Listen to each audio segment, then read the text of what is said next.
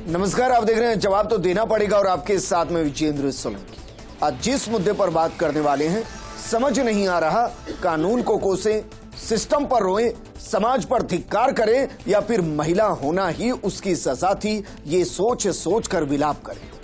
जरा सोचिए, एक लड़की जिसके साथ दुष्कर्म होता है, आरोपी को सजा होती है लेकिन फिर जमानत होती है। लड़के के परिवार को धमकाया जाता है, पुलिस में लड़की के परिवार वाले शिकायत करते हैं, फिर धमकी मिलती है और फिर चाकुओं से लड़की के जिस्म को ऐसा छलनी किया जाता है कि समझ नहीं आता कि हैवानियत की हदें क्या तय की जाए। जब लड़की सांसों को समेटते हुए अस्पताल तक पहुंचती है तो डॉक्टर्स की भी रूह कांप जाती है। आरोपी ने इतनी दरिंदगी से वार किया कि शरीर का हर अंग अंदर अंदर तक डैमेज हो गया। धारदार हथियार से युवती के सिर को फाड़ डाला गया। सिर में 5 से ज्यादा गहरे घाव आए, अंदाजा जरा लगाइए। जो कान है वो बीच में से काटकर अलग कर दिया गया। हाथ पैर में गहरे घाव आए। शरीर के अंदर दिमाग, फेफड़े और पेट तक में चोटें आई। डॉक्टर ने जो बताया उसके मुताबिक पीठ में रीढ़ की हड्डी से 3 सेंटीमीटर की दूरी पर गोली लगी, जो पेट को छेदते हुए बाहर आ गई। और अंदाजा जरा लगाइए, ऑपरेशन शुरू किया गया तो पेट में 500 से 700 ml ही ब्लड मिला। चिकित्सा मंत्री क्या कुछ कह रहे हैं, ये सुनिए सर। देखिए, ये गृह विभाग का विषय है, अभी इसकी जांच की जाएगी। क्या इंसिडेंट्स हुए हमें तो मालूम नहीं है, पर गृह विभाग इसमें लगा हुआ है। आपके आईजी, डीजी सब लगे हुए हैं और ये बहुत ही हीनियस क्राइम है। और ऐसी घटना, और फिर वो जिसने, जो आरोपी था, उसने भी आत्महत्या करने की कोशिश की, तो उसके मन में तो गिल्ट है कि उसको खुद ही मालूम। वो मेंटली लोग जो खराब होते हैं, ऐसी गंदी हरकतें वही करते हैं। तो ये बहुत अनफॉर्चुनेट है कि ऐसा हादसा हुआ। वो गोली निकाल दी गई है सर, वो रीढ़ में बताया जा रहा है। गोली तो निकाली है, पर उसके पैनक्रियास में डैमेज हुआ है। सबसे भारी प्रॉब्लम वो है। राजस्थान के जो एक्स सीएम हैं अशोक गहलोत, वो यहाँ आते हैं और कह रहे हैं कि राजस्थान की जो कानून व्यवस्था है उस पर बहुत बड़े सवाल उन्होंने ये भी कहा रहा है कि हमारी कमेटी आने के बाद जो है वो सरकार चेती है और अब जाके तमाम लोग अस्पताल पहुंच रहे हैं। नहीं, तमाम तो क्या, मैं तो 1 घंटे में SMS में बैठा ही था। कल रात को 1 घंटे था, मैं डॉक्टर से बात कर रहे थे। कल संडे था और कल हॉलीडे की वजह से डॉक्टर्स एक जो जितने होने चाहिए उतने ही थे, तो हम तो कल, ये तो परसों से ही। बयान आते रहेंगे, लेकिन ये पूरा मामला क्या है ये समझना आपके लिए बेहद जरूरी है, क्योंकि समझ में आएगा कि ऐसा नहीं है कि चाकुओं से गोद दिया गया है, एक लंबी कहानी है। जरा सोचिए, राजेंद्र यादव नाम के शख्स ने कुछ साल पहले युवती से दुष्कर्म किया। इसकी शिकायत पर राजेंद्र यादव की गिरफ्तारी हुई। 2 महीने पहले आरोपी जेल से जमानत पर बाहर आता है। आरोपी राजी नामे का केस वापस लेने का दबाव बनाने लगता है। केस वापस लेने से मना किया गया तो राजेंद्र ने धमकाना शुरू कर दिया। आरोपी ने पीड़िता का पीछा कर उसे परेशान करना शुरू कर दिया और इस पर पीड़िता ने राजेंद्र यादव के खिलाफ शिकायत की।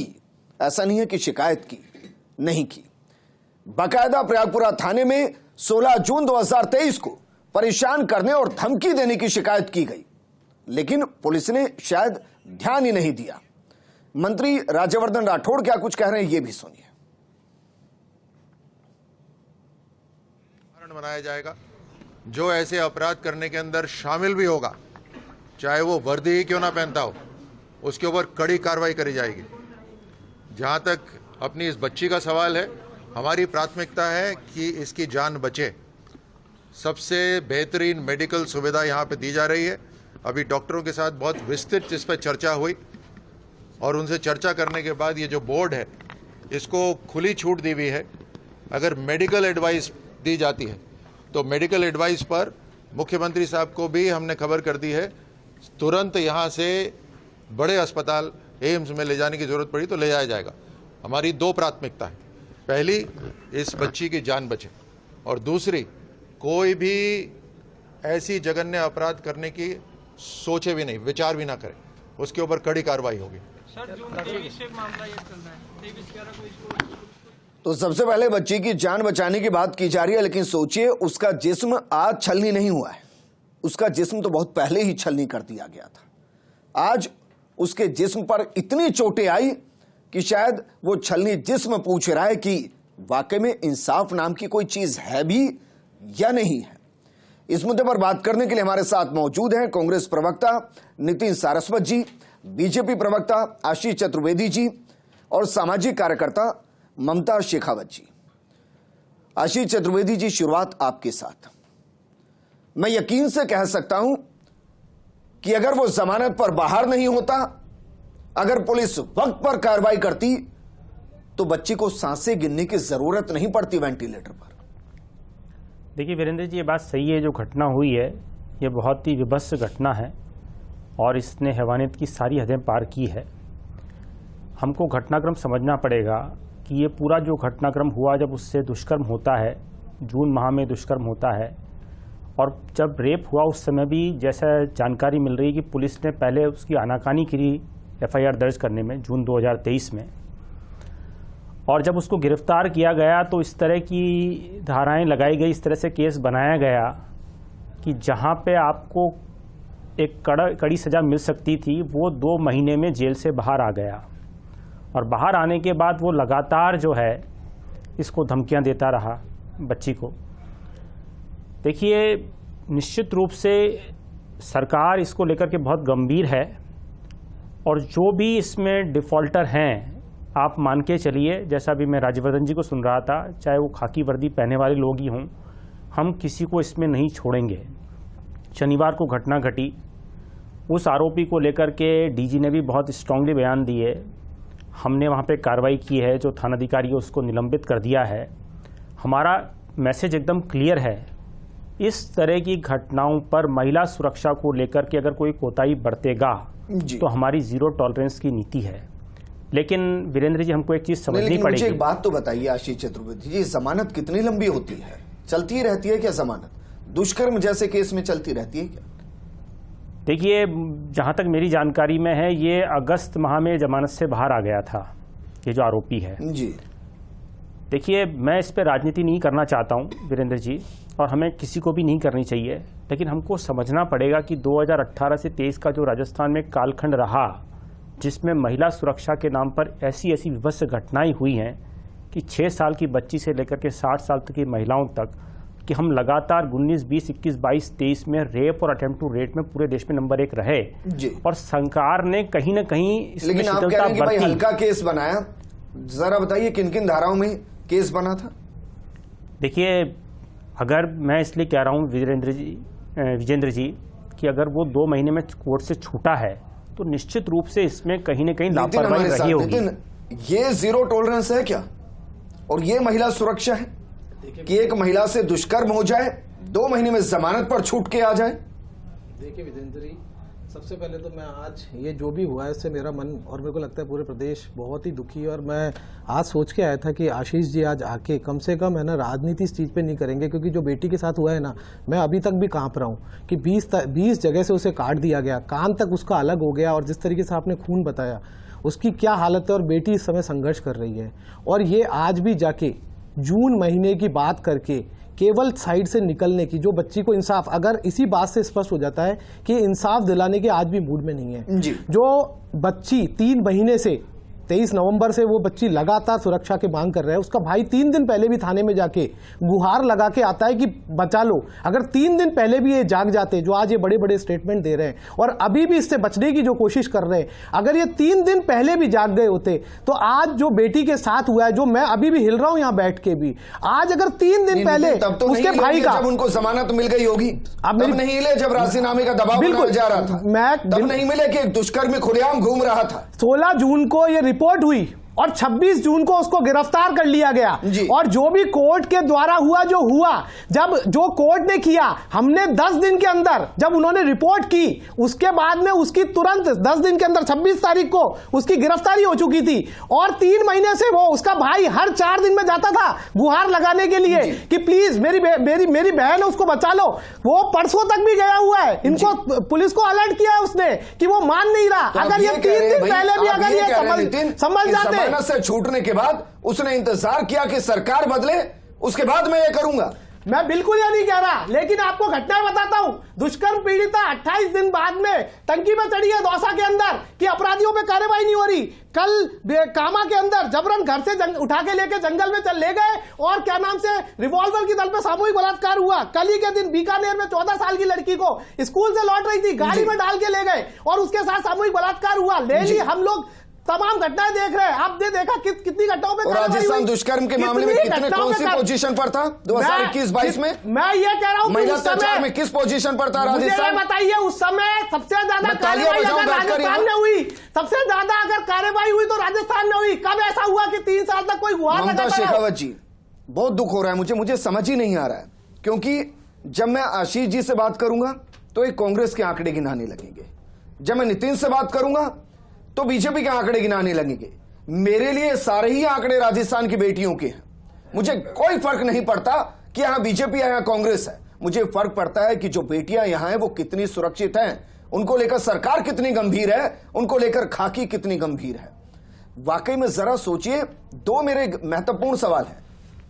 कहते हैं कि सबसे गंदा कर्म जो है वो दुष्कर्म है, और दुष्कर्म जैसी घटना में अगर 2-3 महीने में आरोपी जमानत पर बाहर आ जाए तो फिर काहे का इंसाफ है? और दूसरा, अगर पीड़िता को बार बार चक्कर लगाने पड़ जाए खाकी के डर पे कि हमें प्रोटेक्शन दे दीजिए, साहब जिसने हमारे जिस्म को छलनी किया उसको लगाम तो लगाइए, वो बाहर घूम रहा है, और यह भी ना हो तो बच्ची के लिए हम क्या ही मांग सकते हैं? विजेंद्र जी, पहली बात तो मैं बहुत ही आप बोलें कि एक इमोशनल और कुछ पुरानी यादें या जो दुखद यादें हैं निर्भया से लेके, और उस तरह की कुछ एक बहुत ही अनप्लेजेंट फीलिंग मुझे हो रही है। आई थिंक सभी को हो रही है। तो जो ये यहाँ पर मैं देख पा रही हूँ, ये जो पूरा केस है, जैसा कि न्यूज़पेपर या और कोई भी प्लेटफॉर्म से जितनी जानकारी मैं इकट्ठी कर पाई हूँ, मेरा पहला सवाल जाता है पुलिस पर। पुलिस कहाँ थी जब वो बच्ची रोज ये आपसे उम्मीद लेकर आती है पुलिस थाने में? आप कहाँ थे? क्या आपकी जिम्मेदारी नहीं बनती है कि एक बच्ची जब आपके आगे हाथ फैलाए खड़ी है, खुलेआम वो आपसे एक रिक्वेस्ट कर रही है कि मेरी जिंदगी खतरे में है, पुलिस हमें क्यों दी जाती है? आपकी क्या जिम्मेदारी है? आप कहाँ हैं? क्यों नहीं बेटियां और बच्चियां और महिलाएं सुरक्षित महसूस कर रही हैं? दूसरा, जैसा आप बोल रहे हैं कि जो दुष्कर्मी है वो किस तरह से जेल से बाहर आया, ये एक बहुत बड़ा सवाल है अपने आप में। ऐसा क्यों हुआ? क्या ऐसा होना चाहिए? बिल्कुल नहीं। तो इसमें जो मेजर मैं जिसे बोल रही हूँ, जो मेरा मैं बोलना चाह रही हूँ कि हमें आपसे बहुत नाउम्मीदी हुई है। अगर कोई आपके पास आ रहा है, हेल्प के लिए आ रहा है, आपसे रिक्वेस्ट कर रहा है कि मुझे प्रोटेक्शन दीजिए, इस तरह की घटना मेरे साथ हो रही है, मुझे धमकी दी जा रही है, या उनकी तो जैसा कि मैंने एक न्यूज़पेपर में पढ़ा कि उनकी जॉब तक चली गई थी, under the influence of anyone, जो दुष्कर्मी है उन्होंने लड़की और उसके ब्रदर का जो है वो जॉब तक ले लिया, और लड़की परेशान है, उसको बार बार धमकियां मिल रही है, वो बार बार पुलिस थानों के चक्कर लगा रही है। तो पुलिस का होना ना होना है कहाँ? क्या फायदा है? क्या समाज सुरक्षित है? बिल्कुल भी नहीं। मैम, मेरी कानून की जानकारी थोड़ी कम है, ये बताइए क्या वाकई में दुष्कर्म इतना सामान्य अपराध है कि इसमें जमानत हो जाए? क्या गैर जमानती अपराध? बिल्कुल नहीं। अगर इस मुद्दे को हम इतना सेंसिटिव, हर दौर की सरकार इस मुद्दे को एक बहुत ही सेंसिटिव इशू लेकर चलती आई है, तो मैं पूछना चाह रही हूं पुलिस से भी कि एक दुष्कर्मी की इतनी हिम्मत कैसे कि वो इस तरह का जघन्य अपराध करे? हमारी बहनें, माताएं, कोई भी सुरक्षित नहीं है। मतलब एक ये मैसेज, एक गलत मैसेज आप दे रहे हैं कि आप हेल्प के लिए है ही नहीं। तो ये एक बहुत बड़ा सवाल है।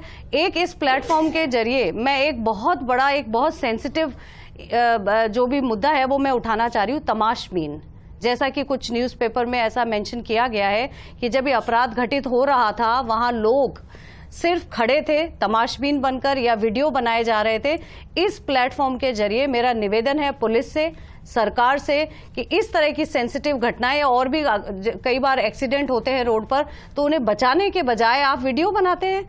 एक सख्त कानून की हमें जरूरत है जहां इस तरह की घटनाओं को आप ना कैप्चर कर सकें, ना आप उसको वायरल कर सकें। ये काम पुलिस का है, और जनता आप इसको अपना परिवार समझें। यही समस्या है, इस वक्त हम निर्जीव समाज के बीच में जी रहे हैं। आप सही बोल रहे हैं। SMS अस्पताल के बाहर से मेरे सहयोगी विकास जुड़ गए। विकास, मैं शब्दों के जरिए बयां ही नहीं कर पा रहा कि मेरे अंदर चल क्या रहा है, तो जरा ये बताइए बच्ची के साथ अस्पताल में क्या चल रहा है, और आपको लग रहा है कि उनको दिल्ली रेफर किया जा सकता है या कहीं और रेफर किया जा सकता है? डैमेज कितना हुआ शरीर? विजेंद्र, अभी कुछ ही देर पहले खुद चिकित्सा मंत्री गजेंद्र सिंह खीवसर जो है यहाँ पहुंचे थे और उन्होंने संकेत दिए, क्योंकि हमने हमारे दर्शकों को सबसे पहले बताया था कि किस तरह से बच्चे की तबीयत क्या है इस वक्त और जो उसको दिल्ली शिफ्ट करने के पीछे क्या कारण है, क्या रीजन है। हमारे साथ सबसे पहले तो मैं आपको बच्ची की, क्योंकि हर व्यक्ति के दिमाग में यही बात है कि अभी बच्ची की हालत क्या है, तो बच्ची को जो ट्रीट कर रहे हैं डॉक्टर वो हमारे साथ मौजूद है। पहले उनसे बात करते हैं। डॉक्टर अनुराग धाकड़ ट्रोमा के प्रभारी है।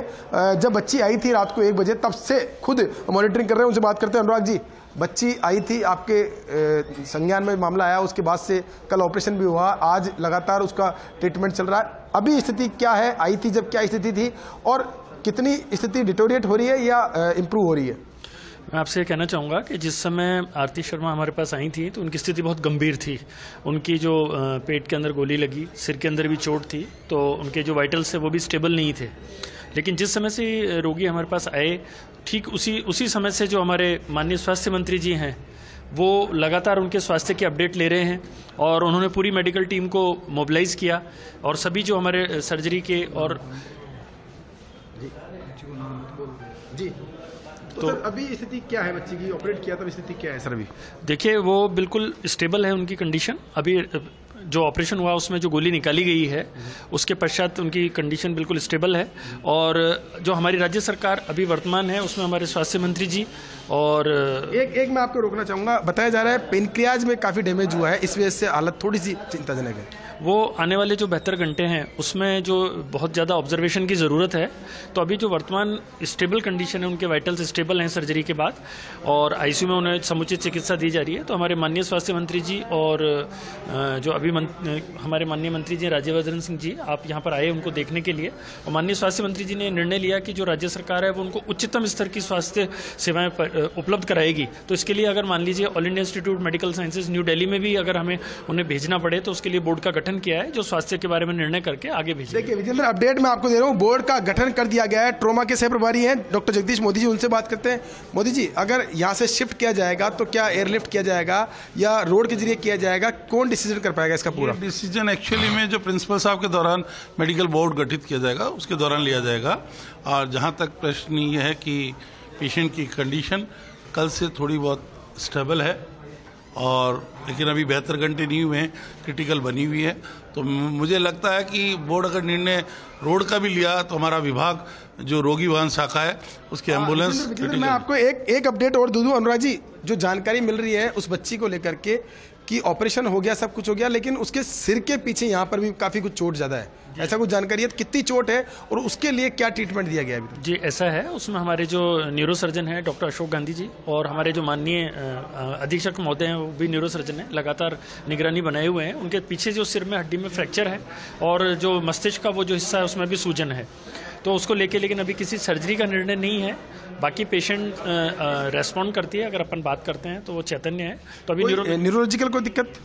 न्यूरोलॉजिकली मैं जो अभी आपको मैंने कहा कि 72 घंटे का जो पीरियड है सिर की चोट में बहुत महत्वपूर्ण होता है, तो उस पर दृष्टि बनाए रखना जरूरी है कि उसका चेतना का स्तर जो है वो किसी भी प्रकार से गिरे नहीं। हाँ, तो देखिए विजेंद्र, मैंने बच्ची को लेकर के जो ट्रीटमेंट लिहाज से जो कुछ अपन पूछ सकते थे सारी चीजें पूछी है, लेकिन मैं आपको बता दूं हालात स्थिर जरूर बने हुए हैं लेकिन चिंताजनक जरूर है। यही वो वजह है कि खुद सूबे के मुख्यमंत्री भजनलाल शर्मा जो है चिंता तो इस बात की भी है कि ना जाने कल कौन सी बच्ची इस तरीके से पहुंच जाएगी।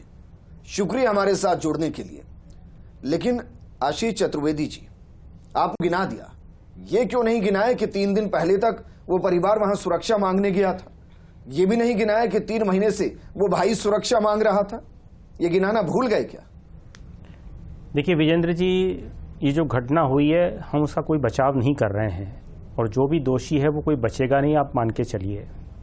मैं नितिन जी को भी सुन रहा था, वो इतने ज़्यादा व्यथित हैं कि वो हिल रहे हैं और बैठ नहीं पा रहे हैं, जैसा वो बता रहे थे।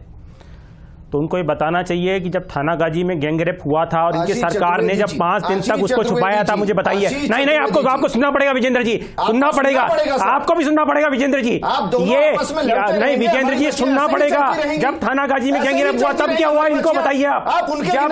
जब खाजूवाला में दलित का मर्डर तब क्या हुआ, बिल्कुल सुनना पड़ेगा विजेंद्र जी, इनको भी सुनना पड़ेगा। इनकी सरकार हिला दी गई है, इनकी सरकार हिला दी गई। जब आप बीजेपी के गिना रहे थे, देखिए विजेंद्र जी, जस्टिफिकेशन नहीं है विजेंद्र जी, ये जो घटना हुई इसका कोई जस्टिफिकेशन नहीं है। और जो कल्प्रिट है सबको दोषी है, चाहे वो पुलिस के हों, चाहे समाज के हों, चाहे अपराधी हों, किसी को बख्शा नहीं जाएगा। मैं किसी का बचाव नहीं कर रहा हूं, लेकिन इतनी बेशर्मी से ये बोल रहे हैं यहाँ पे। इनकी सरकार थी, मुझे बताइए, इनकी सरकार को हिलाया गया है, इसलिए हिलाया गया है क्योंकि महिला सुरक्षा के नाम पर इनकी सरकार एक कलंक थी। ठीक है सर, और क्या किया आपने? 3 दिन पहले तक तो बच्ची मांगी रही थी सुरक्षा, अरे हमारी परिवार भी मांग रहा था, क्या किया? हमारी सरकार की टॉप प्राथमिकता है महिला सुरक्षा, हमारी सरकार की टॉप प्रायोरिटी। आप मान के चलिए, जैसा भी मैंने मंत्री जी को सुना, आप मान के चलिए, जो भी दोषी होगा, चाहे पुलिस का हो, चाहे प्रशासन का हो, किसी को नहीं बख्शा जाएगा। सर मैं सरकार तक तो आ ही नहीं रहा, सरकार की तो मैं मान लूंगा 0 टॉलरेंस की नीति होगी। मैं ये कह रहा हूं 3 दिन पहले जब उस थाने में गया परिवार, तो क्या टॉप प्रायोरिटी नहीं थी? देखिए, यह मैसेज नीचे तक कन्वे नहीं हुआ है। थानों की मानसिकता नहीं बदली है, जब कार्रवाई होगी ना तब पता पड़ेगा आपको। दीजिए राजस्थान को टाइमलाइन कि भाई कितने महीने लगेंगे थाने की मानसिकता बदलने में।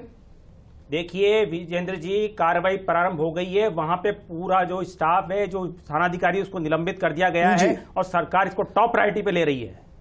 कहिए राजस्थान की जनता को कि पूरे थाने के रिकॉर्ड को चेक किया जाएगा, जहां सुनिए सर, जहां दुष्कर्मी जमानत पर बाहर है और जो प्रोटेक्शन मांग रहे हैं, उन थानों की सारी रिपोर्ट को चेक किया जाएगा कि किसने प्रोटेक्शन दिया और किसने नहीं दिया।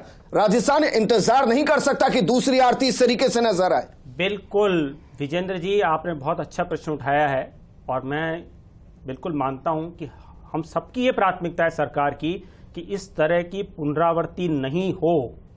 आप मान के चलिए। ममता शेखावत जी, मेरा गला भर आता है क्योंकि आप उस शब्द का इस्तेमाल करते हैं निर्भया। मैं कह रहा हूं इस फंड को भी बदल के डरी सहमी बच्चियां कर देना चाहिए। निर्भया दिखाई नहीं देती हैं। और दूसरा है कि क्या यह नहीं होना चाहिए कि एक व्यापक अभियान चलाया जाए, हर थाने में चलाया जाए कि भाई कितने दुष्कर्मी जमानत पर बाहर हैं। ऐसा तो नहीं है कि बच्चियों को परेशान कर रहे हैं, ऐसा तो नहीं है कि थाने में जो बैठे हैं वो कह रहे हैं कि हाँ ठीक है, कल आइएगा, कल देख लेंगे। कार्रवाई होनी चाहिए, इंतजार थोड़ी ना होगा कि दूसरी आरती इस तरीके से छिन्न भिन्न अवस्था में मिले। विजेंद्र जी, किसी भी चीज के लिए हमें और कितने सेक्रीफाइस देने पड़ेंगे? क्यों हमारी बच्चियां इस तरह से, इस तरह के मार्मिक रुलाने वाले जो एक कृत्य हुआ है, जिसको देख के आज फिर से मैं सहम सी गई हूं। मुझे कुछ पुरानी वापस से कुछ ऐसे केसेस थे वो फिर से याद आए। तो क्या हमें कोई भी एक स्ट्रिक्ट रूल की डिमांड करने के लिए इस तरह के और सेक्रीफाइस देने पड़ेंगे? अगर ऐसा है तो मैं कहती हूं कि पुलिस नाकाम है, हमारी सरकारें नाकाम हैं और हमारा समाज भी नाकाम है।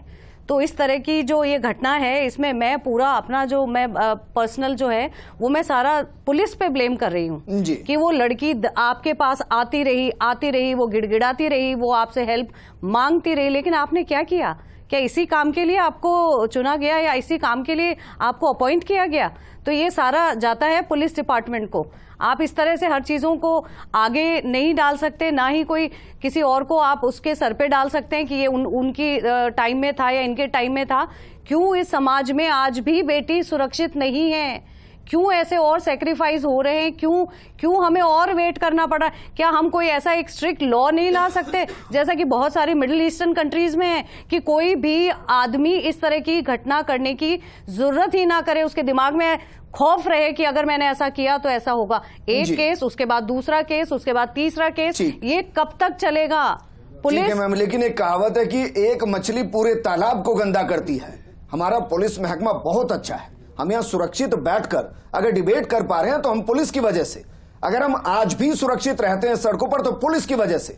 सवाल यह है कि जो चंद खाकी के अंदर इस तरीके के लोग हैं उनको चिन्हित करना चाहिए, उन्हें सिस्टम से बाहर करना चाहिए, ताकि हम बैठकर यहाँ पूरे पुलिस को कम से कम कोसते नजर ना आए। लेकिन नितिन, मैं देख रहा हूं तस्वीरें, भाई ऐसा मुझे कोई नेता नजर नहीं आ रहा कांग्रेस का जो आज एसएमएस अस्पताल नहीं है। ये सब थाने चले जाते, जब वो थानेदार सुन नहीं रहा था, जब वो परिवार बार बार गिड़गिड़ा रहा था, आपकी ही सरकारें थी, वापस उसको डाल देते अंदर, करते एक पैरवी कि जमानत ना दी जाए, बार बार उसको धमकाया जा रहा है, उनकी नौकरियों को छुड़वाया जा रहा है, राजीनामे का दबाव बनाया जा रहा है।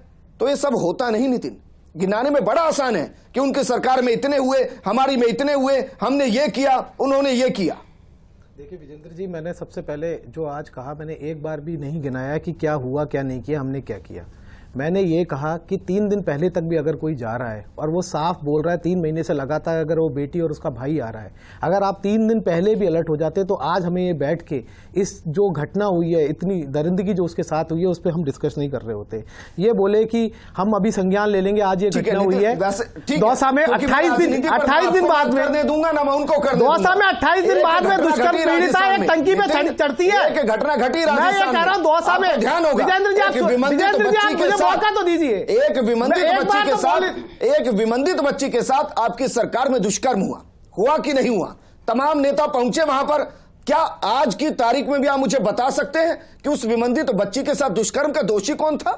आपने नाना प्रकार की कमेटियां बना दी थी, सुनने में आया कि रिपोर्ट भी पहुंच गई थी।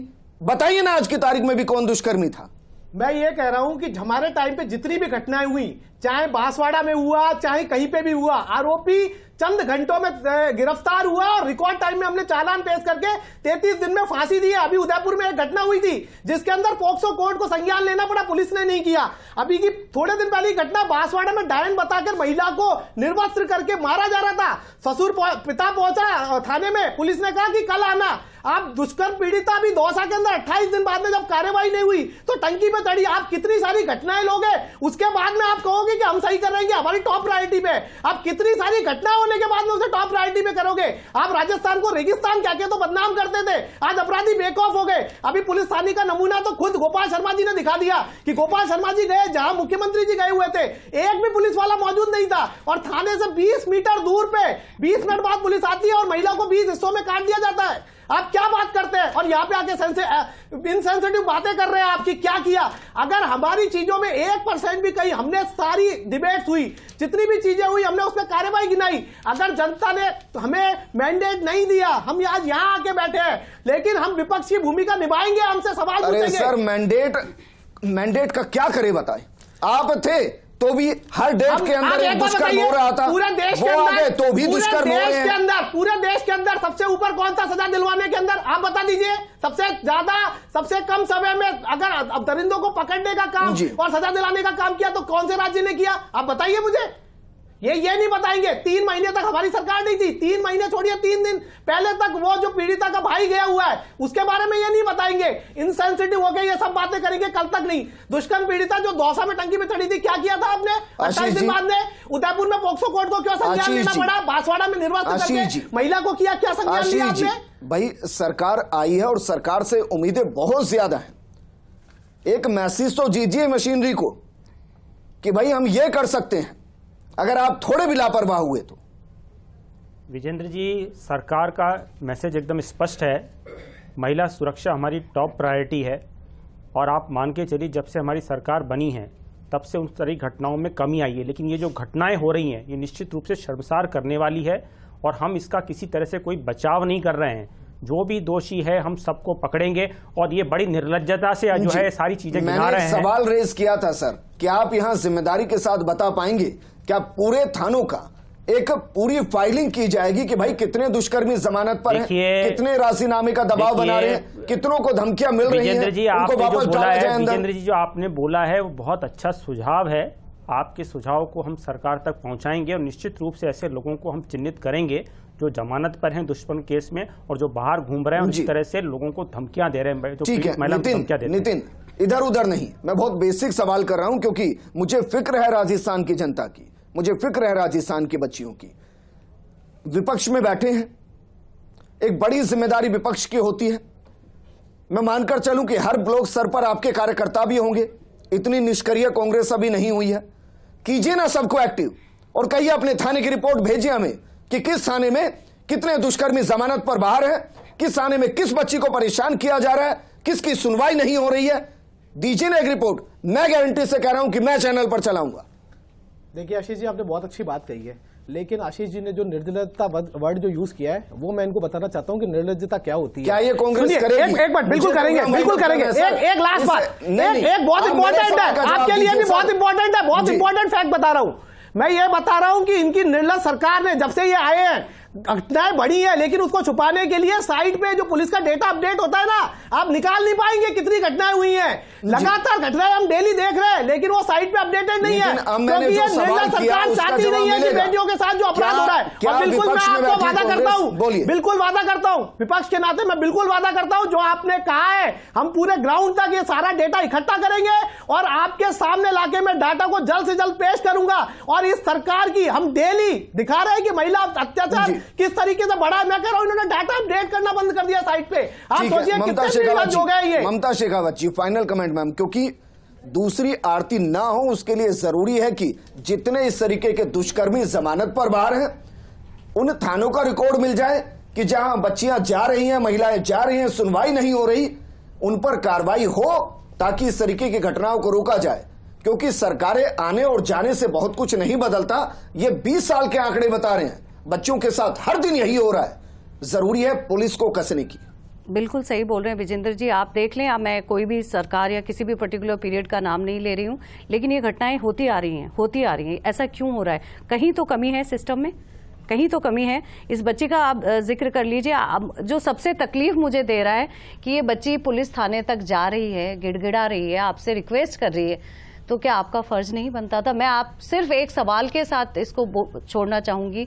समाज की सुरक्षा का जिम्मा आप पर है, आप बहुत अच्छा काम कर रहे हैं, लेकिन जहां इस तरह से कोई भी जो हेल्पलेस है वो अगर आप तक पहुंचता है तो क्या आपका फर्ज नहीं है कि आप उन्हें हेल्प प्रोवाइड करें?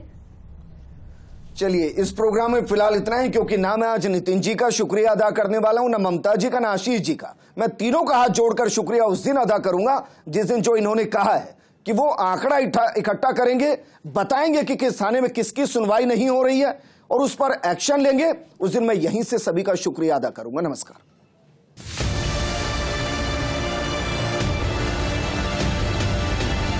तो नई सरकार के लिए तो प्रायोरिटी होनी चाहिए थी, जो आरोप हमने लगाए पिछली सरकार पर गुंडागिरी नहीं हो, ये नई सरकार की प्रायोरिटी होना चाहिए।